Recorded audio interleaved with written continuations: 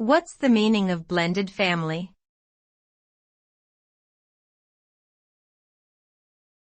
Blended family.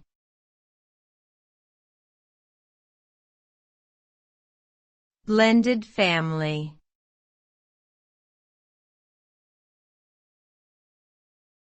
Blended family.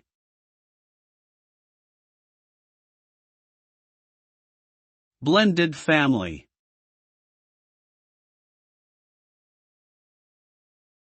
A blended family, also known as a stepfamily, is a family unit that consists of two adults and their children from previous relationships.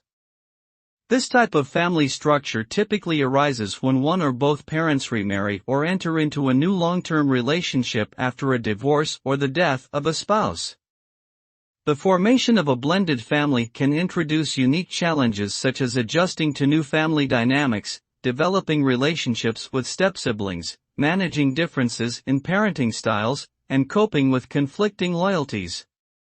However, with patience, understanding, and effective communication, blended families can create a loving and nurturing home environment for all members.